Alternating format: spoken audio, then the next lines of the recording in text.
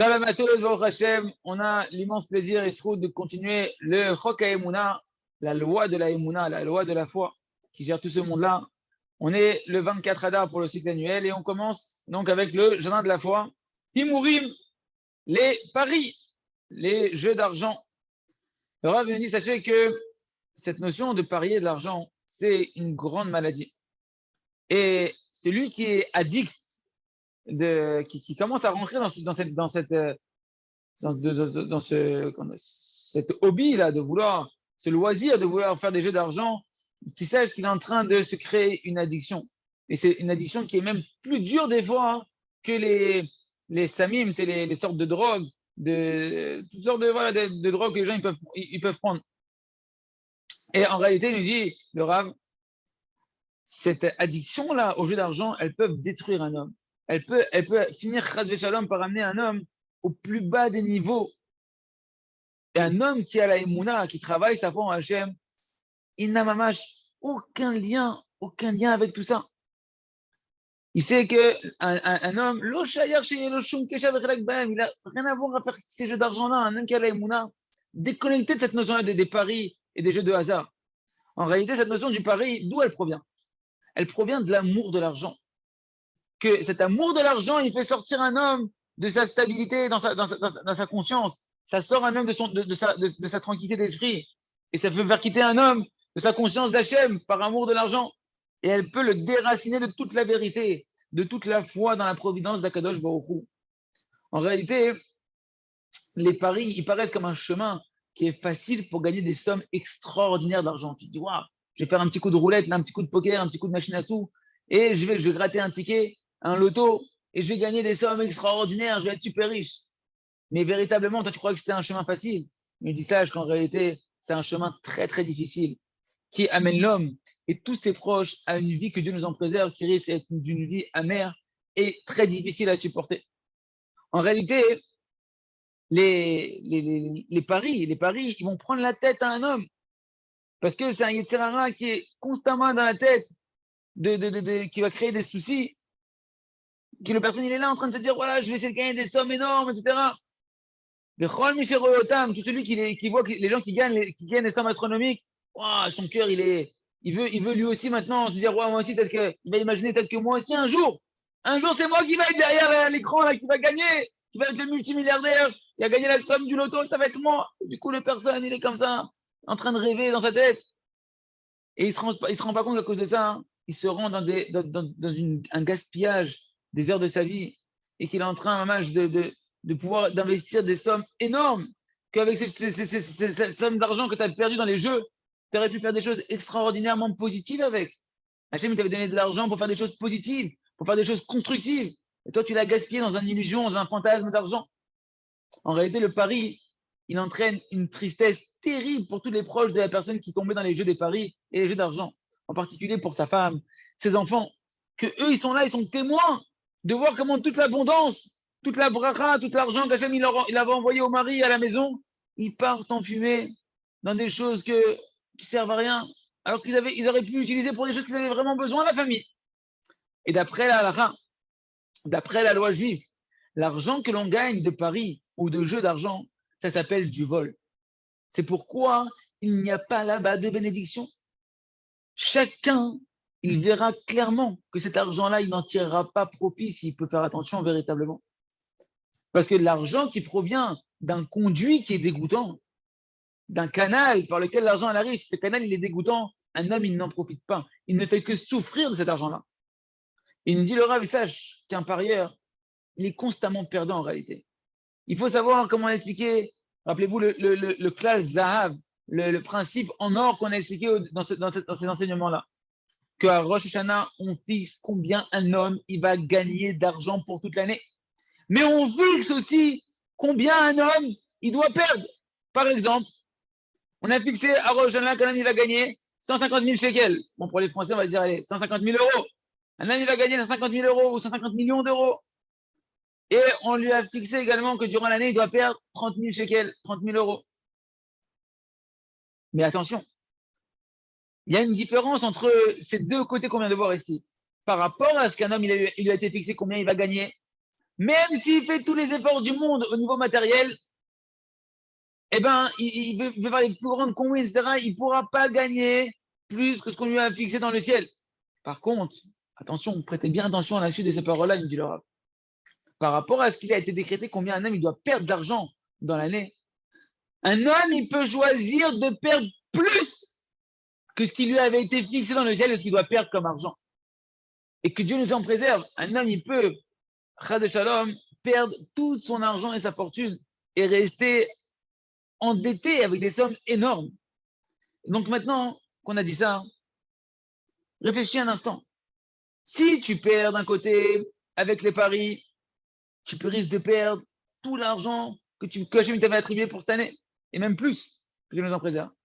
Et même si tu gagnes, tu ne pourras jamais dépasser ce qui t'a été fixé pour Rosh Hashanah.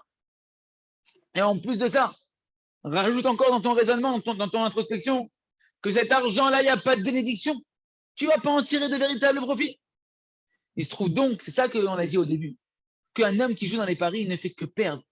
Tu ne gagnes pas plus, tu risques de perdre plus que ce qui avait été décrété que tu dois perdre, et ce que tu gagnes, il n'y a pas de bracha. Si c'est comme ça, hein, à quoi ils t'ont servi tes paris? Tu ne peux rien changer de ce qui a été décrété dans le ciel pour toi.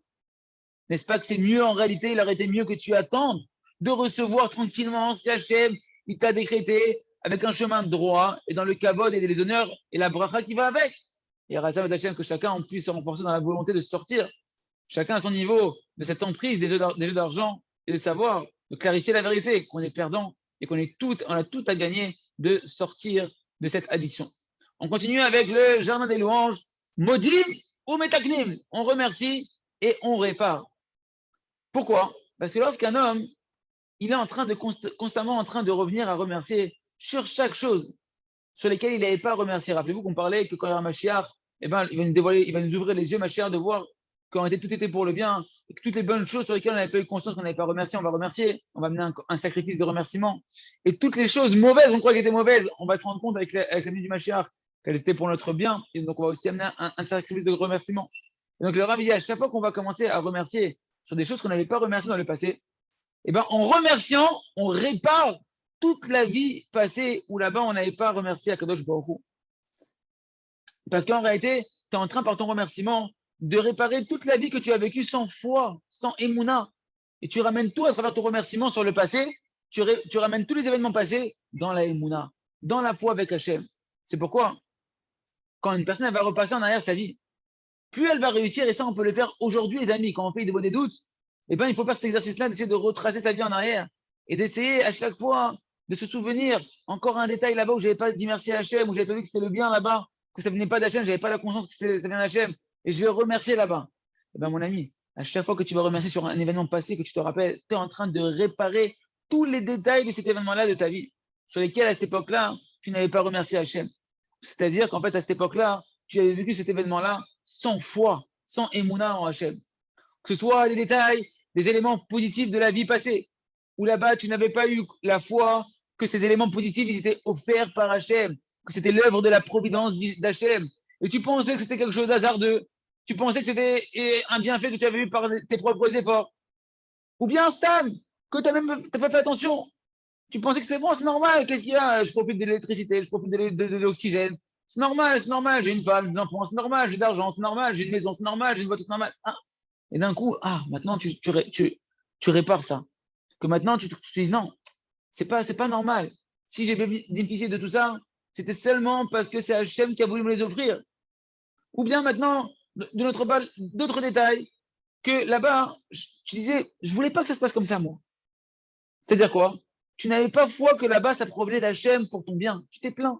Pour toi, c'est des événements qui étaient négatifs dans ta vie, dans ton passé. À cause de ça, tu as pleuré, tu t'es lamenté, tu t'es plaint, etc. Eh bien, tous ces détails-là de sa vie, maintenant, quand il remercie dessus dans le passé, il les fait remonter, il les revitalise par la lumière de la Emouna, par la lumière de la foi qu'il a aujourd'hui. Et donc, il répare toute sa vie passée, mamache. Par le remerciement, tu peux faire ce que Mashiach va te faire faire quand il viendra. Réparer tout le manque de foi que tu as eu durant toute ta vie, à travers les endroits où tu n'as pas remercié ou bien où tu t'es plaint. Sur le bien, que ce soit des petits biens que tu as eus, ou là-bas, tu n'as pas dit merci, bah, tu vas dire merci. Sur le mal, ah non, le Rav il dit, sur le bien, que le bien, en réalité, c'est les petits cadeaux d'Hachem. C'est les petits bienfaits d'Hachem. Et là-bas, tu n'avais pas dit merci sur les petits cadeaux d'Hachem qui sont le bien. Il faut que tu remercies maintenant. Et sur le mal, que le mal, en fait, c'est quoi le mal? C'est les grands cadeaux d'Hachem, le mal. Là-bas aussi, tu n'as pas dit merci à Hachem, maintenant tu vas remercier à Kadosh Baruch Hu. Et c'est pourquoi une personne, elle va réparer, et ta ken et ta tov chez l'ofrinbo, tu vas réparer par ton remerciement le bien que tu n'avais pas décelé, qui était renfermé dans ce que tu appelais le mal à l'époque. Et tu vas réparer tout le mal où là-bas tu pensais que c'était maman quelque chose de pas bien, où tu n'avais pas la foi que dans le mal, c'était en réalité les grands cadeaux d'Akadosh Baruch Hu. Ça s'appelle, les amis, c'est très profond ce qu'on dit avec des mots très simples. Mais là, c'est ce qu'on est en train de parler, c'est de réparer toute ta vie en remerciant sur tous les événements passés de ta vie. Écoutez, très important ce qu'on va voir ici, les conduits de l'abondance d'un homme. Il dit le Rav que le remerciement, il va ouvrir pour un homme tous les conduits de la bracha, tous les conduits de l'abondance qui s'étaient fermés pour lui. Parce que chacun d'entre nous, on a des conduits spirituels par lesquels l'abondance divine, spirituelle et matérielle nous parvient. Et lorsque ces conduits, ils sont bouchés, hein, tu as un problème de plomberie. C'est pas pour rien que ça existe des problèmes de plomberie. C'est parce que tu as des problèmes de plomberie spirituelle. Tsinor en hébreu, c'est un canal. Et Ratson, c'est les mêmes lettres, c'est la volonté de servir Hachem. Mais Kitsour, en tout cas, quand ces canaux-là de l'abondance, ils sont bloqués, ils sont bouchés, alors à ce moment-là, l'abondance qui devait arriver à un homme pour sa vie ne lui parvient pas. Que ce soit une abondance spirituelle ou matérielle qu'il aurait dû recevoir, il ne la reçoit pas. Et ce manque-là, c'est ce qu'on appelle les souffrances, de toutes sortes de manières. Toutes les souffrances d'un homme, c'est un manque de bracha, un manque d'abondance, parce que les canaux sont bouchés. Les canaux par lesquels Hachem t'amène ton abondance sont bouchés, et tu es en galère. Et c'est ça, en réalité, la cause de la majorité de toutes les souffrances qu'il y a dans ce monde-là. Pourquoi les gens y souffrent? De maladies que Dieu nous en préserve, de problèmes difficiles dans la parnassa, dans l'argent, d'autres problèmes difficiles, de shlombaït avec les enfants, etc. Tout ça parce qu'ils se sont fermés eux-mêmes. Tu as été le propre boucheur de tes conduits de l'abondance. Et par contre, on va expliquer, merci à Hachem, que par le travail du remerciement, tu répares justement tout ça et tu vas réouvrir les canaux de l'abondance que tu avais fermés. Parce que c'est quoi la chose principale qui ferme tous les canaux de l'abondance d'un homme? C'est la qualité mauvaise, le défaut de l'ingratitude envers Hachem. Qu'un homme, il ne sait pas être reconnaissant envers Hachem et ses envoyés. Hachem, il t'envoie des personnes et des envoyés par lesquels il t'amène son bien qu'il veut t'amener. Ce sont eux, les envoyés d'Hachem, qui vont être les canaux de l'abondance d'Hachem par lequel tu reçois toute ta vitalité dans toutes sortes de manières. Et par le fait maintenant que toi, tu as bouché, par tes plaintes, ton ingratitude, tu as bouché ces canaux-là de l'abondance-là, ça a amené sur un homme des souffrances terribles. Et quand on va déboucher ces canaux, par le remerciement, comme on va expliquer dans les prochains shiurim, je vous invite à rester connecté avec nous, et bien, avec Hachem, on pourra déboucher et ramener toute l'abondance sur nous, merci Hachem, par le remerciement. On verra comment ça fonctionne, merci Hachem. On continue avec le livre à travers champs et forêts. Akshanout, Vesavlanout. Il y a deux choses qui paraissent contradictoires et pourtant que Rabbi Nachman nous apprend à avoir, c'est l'entêtement et la patience. Un des plus grands empêchements qu'il y a dans la Hitbo des doutes, dans l'heure d'isolement avec Hachem, où on parle avec Hachem pour se réparer et connaître Hachem, surtout quand tu veux faire une longue Hitbo des doutes, tu veux passer des mois sur un même sujet, eh ben, une des difficultés majeures, c'est que chacun d'entre nous, on va avoir un Yetzer Hara, un mauvais penchant d'espérer que, maman, d'avoir toujours des nouvelles prières. On veut toujours avoir des nouveaux mots, des nouveaux arguments devant Hachem. Combien de fois les gens me disent, moi, je veux bien faire ce que vous me dites, mais j'ai pas les mots, j'ai l'impression que j'ai rien à dire, je me répète, etc. Je veux trouver des nouvelles manières de pouvoir faire plaisir à Hachem dans mes mots. Et en fait, ils sont constamment en train d'espérer de se renouveler, d'avoir des nouveaux mots sans cesse. Je veux toujours à chaque instant avoir une nouvelle idée des doutes avec des nouveaux mots, etc. Et en réalité, lorsqu'il finit, quand il voit que, eh ben, au final, je commence à faire mon idée des doutes et que j'ai plus de nouveaux mots, alors qu'est-ce qu'il le Yetzirah? Il vient, il te fait penser, ça y est, j'ai plus rien à dire à Hachem, je peux plus prier. A priori, mon idée des doutes, elle va s'arrêter ici puisque j'ai plus de mots qui viennent, parce que j'ai l'impression que je me répète, donc ça sert à rien, c'est juste une perte de temps, Chas v'Shalom. Chas v'Shalom. C'est pas comme ça. Le Yetzirah, il est en train de t'arnaquer ici. C'est Béhémet, il nous dit le Rav, de se renouveler constamment avec de nouvelles paroles. Personne ne peut faire ça. Qu'est-ce qu'on demande en réalité? On te demande d'être entêté et de parler à Hachem ce qu'Hachem t'a mis dans la bouche. Et même si tu dois répéter les mêmes mots, même pendant 1 heure, et même si tu reviens sur les mêmes points essentiels que tu connais, que tu as compris, pendant des mois entiers, sur ça, Rabbeinu Akadosh, Rabbi Nachman de Breslev, il a dit, avec des languissements, lorsqu'il l'a dit, aïe, page toute, la simplicité, il faut de la simplicité. Où est la simplicité du service d'Hachem? Et son intention, Rabbi Nachman, c'est qu'un homme, il doit se languir de servir Hachem, mamash, dans la plus grande des simplicités, en disant des mots de prière avec simplicité. Et il a dit qu'un homme, que lui, Rabbeinu Akadosh, par ce travail-là, de la des doutes avec simplicité, même si on doit se répéter dans les mots, il est arrivé à tout le niveau qu'il a atteint, Rabbi Nachman de Breslev. Il a dit que de nombreux tzadikim, ils l'ont raconté, qu'ils ont atteint tout leur niveau par ce service divin très simple. Prinat, page, toute la dimension de la simplicité. Sois simple avec Hachem. Sois simple. Cherche pas à être compliqué. Répète les mêmes mots s'il faut. Lorsqu'un homme, il sait que c'est ça le chemin de la des doutes, qu'il n'y a pas à s'étonner, alors il ne s'étonne pas de ne pas avoir de nouvelles paroles constamment qui viennent dans son des doutes. Et ça lui permet d'avoir de la patience dans cette heure de doute où il parle avec Hachem, de pouvoir continuer à venir chaque jour, une demi-heure, 1 heure devant Hachem sur un sujet. Parce qu'il sait qu'en étant régulier dans sa prière, eh ben, le fait même que tu sais que tu es assidu dans la prière, ça te renouvelle ton énergie. Tu es heureux de voir que tu sais que tu viens tous les jours devant Hachem un long moment. Parce qu'en réalité, la réalité, chez Overet à la dame qui traverse les situations qui traversent la vie d'un homme constamment, elle lui donne à chaque fois des nouvelles éclairages sur son sujet qu'il est en train de prier. Chaque fois qu'il va prier sur le même sujet, mais avec ce qui lui a traversé dans la journée, ça va lui donner encore une nouveauté comment prier dans la prière par rapport à ce qui s'est passé aujourd'hui. Et le fait qu'une personne va étudier aussi la Torah, qui parle du sujet qu'il est en train de travailler, ça va lui donner un éveil à chaque fois d'avoir des nouvelles directions comment prier. Parce que sur le sujet, j'ai étudié ça maintenant. Dans la Torah, j'ai étudié des nouveaux éclairages sur le sujet sur lequel je suis en train de prier. Et donc maintenant, je peux insister sur de nouveaux points dans ma des doutes.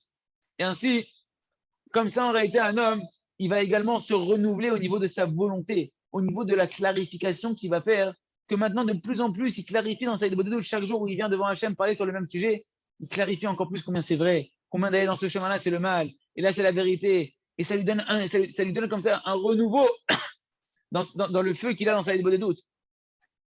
Et c'est seulement, les amis, dans ce chemin-là de l'assiduité de la prière qu'un homme il va pouvoir acquérir une chose au moins déjà spirituelle. Il se trouve donc qu'en réalité, la personne, elle peut avoir toutes sortes de renouveaux, même s'il n'a pas tout le temps des nouveaux mots, il a toutes sortes de renouvellements qui se passent dans sa vie de doute. Et nous, ce qu'on doit se rappeler, chez Kama, je vais te même combien tu veux avoir de renouveau dans ta vie de doute, au final, l'essentiel, Besserakol Aklali, c'est-à-dire que ce qu'on doit retenir de manière générale, c'est que la prière, elle restera la même prière. Et que la majorité de ton heure, tu vas revenir sur les mêmes choses, c'est pas grave. L'essentiel, c'est de multiplier la prière, de supplier Hachem et de redemander à Kadosh Baruch Hu de mériter de sortir de tels mauvais désirs, de désirer sortir de tel mauvais caractère, que tu veux sortir de là-bas. C'est ça l'essentiel, que tu exprimes ta volonté de changer et de vouloir faire ce qu'Hachem lui demande et de quitter les mauvais chemins dans lesquels tu es embourbé. Il reste que chacun se renforce et ne se laisse pas décourager par son mauvais penchant de se dire je répète les mêmes paroles. Et non, peu importe, je viens une demi-heure tous les jours devant Hachem ou 1 heure pour travailler un sujet, même si je dois répéter les mêmes paroles, l'oir patli. Je sais que c'est ça qui va me donner ma délivrance de mon etc. On continue avec le jardin de la sagesse. On reprend maintenant les mots du conte de Rabbi Nachman que l'on va commenter juste après, le conte du sage et du simple. Donc c'est marqué Qu'est-ce qu'il leur disait quand il venait se moquer de lui, quand les gens ils venaient se moquer du simple, qui est tellement joyeux tout le temps. Il le prenait pour un fou, il se moquait, il venait lui parler pour se moquer avec lui. Il n'est pas lui parler pour lui parler, il venait lui parler pour se moquer de lui. Il leur disait, lui, sans moquerie, je viens parler avec vous, mais juste vous vous moquez pas. Et dès qu'il lui répondait, ok, on se moquera pas, alors il acceptait de parler avec eux et il commençait à parler avec eux. Parce qu'après ça, une fois qu'il leur avait dit sans moquerie, il ne voulait plus rentrer encore et approfondir des pensées de chormot, de sagesse, de faire l'intelligent, de vous moquer de moi, etc. Non, je mets juste en garde une fois.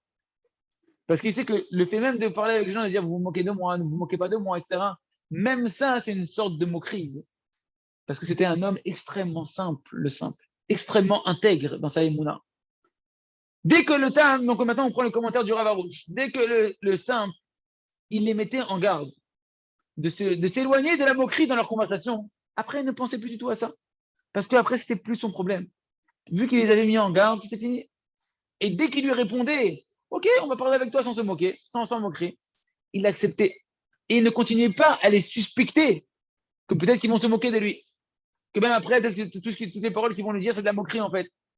Parce que même continuer à chaque fois d'être là en train de suspecter les gens, c'est une forme de moquerie également, c'est une forme de raillerie. Parce que automatiquement, la personne elle commence à penser après à avoir des ruses et elle va ruser dans sa tête. Peut-être en fait, ils ne sont pas en train de me parler sincèrement. Peut-être en fait, ils sont en train de se moquer de moi, etc. C'est pourquoi ça ne l'intéressait plus. Si c'était vrai ce qu'il disait, s'il lui parlait sincèrement ou pas sincèrement. Il a dit ce qu'il avait à dire. Et si le deuxième après, en face de lui, il veut mentir en disant oui, je veux parler avec toi sans moquerie, mais en fait, il ment, ça en soi, ça ne l'intéressait plus. Ou Vadaï, c'est évident pour le Tam, que le Tam ici, l'Oer Patlo, il n'en avait rien à faire qu'on se moquait de lui. Tout ce qu'il leur a dit, c'est pas parce qu'il voulait pas qu'on se moque de lui. Tout ce qu'il leur a dit, ok, je parle avec vous à condition que vous vous moquez pas. Tout ce qu'il les a mis en garde, c'est uniquement parce que tu ne peux pas commencer à créer une conversation avec quelqu'un qui est un menteur en face de toi. Pour avoir un échange, une parole constructive avec une personne, il faut avoir quelqu'un en face de toi qui est authentique, qui est sincère. Parce qu'en réalité, la moquerie, c'est du mensonge. Et s'ils se moquent de toi quand ils te parlent, c'est pas de la vérité, tu ne peux pas parler avec eux. Et ça, c'est un grand principe. Quand on parle avec une personne, si on voit qu'il parle avec de la moquerie, avec de la raillerie, il faut tout de suite le mettre en garde, d'arrêter. Et s'il dit que, OK, je vais parler maintenant sans me moquer, je suis sérieux, etc., alors on peut continuer à parler avec lui comme le Tam et ne pas le suspecter qu'en fait, il est en train de mentir quand il a dit qu'il n'allait pas se moquer. On termine, merci à avec notre Sefer. Or Chadash al Tzion Taïr Veniske Kulanu Bimera Leoro. Donc on reprend. Le Rav maintenant, il va nous parler, il parle aux femmes. Car de la même manière, nos chères femmes, les chères femmes du Ham Israël, et chacun qui veut maintenant également travailler sur un sujet, il doit se dessiner dans sa tête. Il doit se dessiner dans son cœur. Par exemple, quelqu'un il veut travailler sur la colère à la maison, essentiellement à la maison déjà. Il doit se dessiner dans son cœur que cette colère, c'est la mort, mamash, c'est la véritable mort. Parce que c'est marqué dans le Zohar HaKadosh de Rabbi Shimon Bar Yochai que lorsqu'un ami se met en colère, on déchiquette son âme. Tu es en train de déchirer ta propre âme toi-même. Que tu perds ton âme sainte dans ta colère. Quand même, il dit, je n'étais pas moi-même, je suis sorti de moi-même. Et qu'est-ce que tu reçois? Il dit le Zohar, qu'est-ce qu'une personne reçoit quand elle se met en colère? Elle reçoit une mauvaise âme qui provient du côté de l'impureté, du côté obscur. Qu'on considère à tel point cette personne-là comme si elle est en train de faire de l'idolâtrie quand elle se met en colère. C'est pourquoi une personne qui fait cette demi-heure dites-moi des doutes pour changer, de travailler sa volonté, si elle veut changer sa colère, elle doit dessiner dans son cœur, mamache, que si je me laisse me mettre en colère, si Hachem ne me vient pas en aide, je suis en train de perdre mon âme.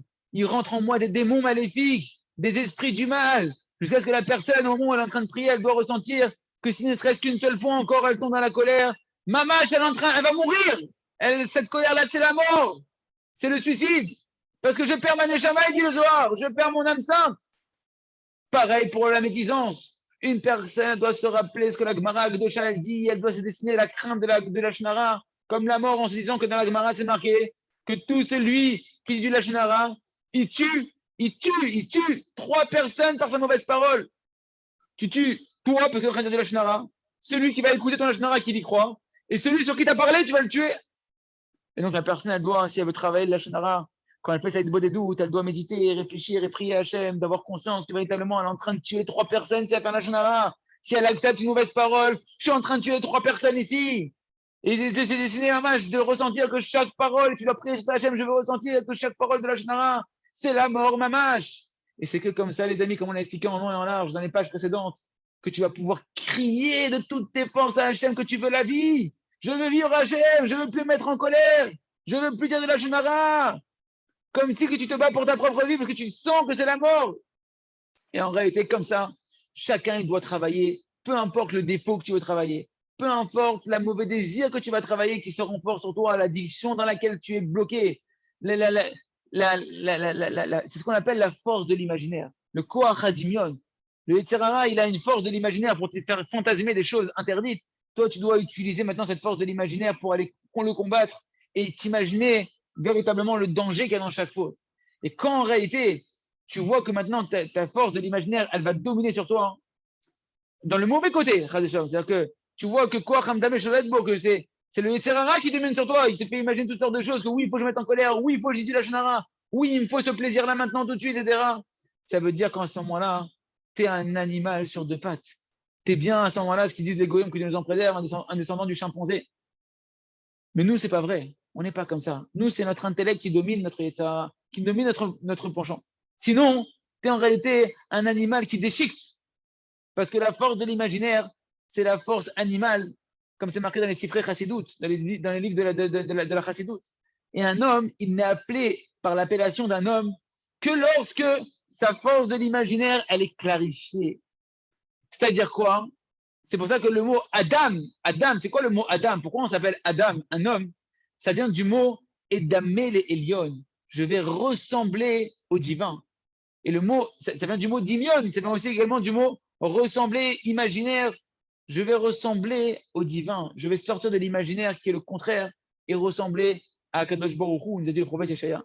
Et chacun qui voit qu'il a des mauvais traits de caractère, des mauvais désirs qui le dominent, il doit ressentir que tant que ce mauvais trait de caractère, il est sur moi, tant que ce mauvais désir, il est sur moi, je ne suis pas un homme. Il faut que je me débarrasse de ça pour redevenir un homme qui a l'image d'Hachem, Adam et Elion, qui ressemble à Hachem, qui est parfait dans son comportement comme Hachem. Parce que tant que je suis avec ce mauvais caractère et ce mauvais désir, je ne suis qu'un animal, je me comporte comme un animal. Quelle punition terrible de vivre comme un animal sur deux pattes. Et par le fait qu'une personne elle va travailler cette méditation, qu'elle va dessiner à l'intérieur de lui-même cette image-là qu'il est un animal sur deux pattes, il va commencer à pouvoir se prendre en pitié et de dire même pas du tout, je ne suis pas un animal, je suis un fils d'Hachem, je suis un fils de roi, je suis une fille de roi, j'ai une part divine à l'intérieur de moi. Et comme ça, à chaque fois, il va pouvoir ressentir que chaque défaut, chaque mauvais désir, c'est pire que la mort. Tout ça pourquoi? Pour qu'à ce moment-là, tu vas pouvoir crier à Hachem de toutes tes forces, en sachant qu'Hachem il t'aime, qu'Hachem il veut te délivrer à l'instant, il veut te sortir de ce mauvais caractère à l'instant. Mais toi, tu dois le désirer autant que tu désires la vie. C'est pour ça qu'on a senti cette dimension-là. Attention, on n'est pas là pour se briser, on est là pour se construire au moment où tu veux travailler ta volonté de changer. C'est comme ça qu'il faut travailler. Quand tu veux te réconforter, il y a toutes les autres paroles qu'on a dit extraordinaires de réconfort qu'il faut utiliser. La sagesse, c'est de savoir utiliser les bons conseils au bon moment. Voilà ce que Rabbi Nachman nous apprend, voilà ce que le Rabbi Arush et Yahya nous apprend à devenir des experts dans les montées, dans les descentes, savoir quand je suis en train de monter, il faut que je monte. Quand je monte, je dois être à 100% dans une volonté de servir à Kadosh Baruch Hu comme si je veux la vie. Il y les écoles qu'on puisse mériter de voir des miracles sur nous-mêmes, de voir notre nature changer et de dévoiler notre véritable nature qui est que nous sommes tous des filles et des fils de roi. Merci Hachem, Chazak,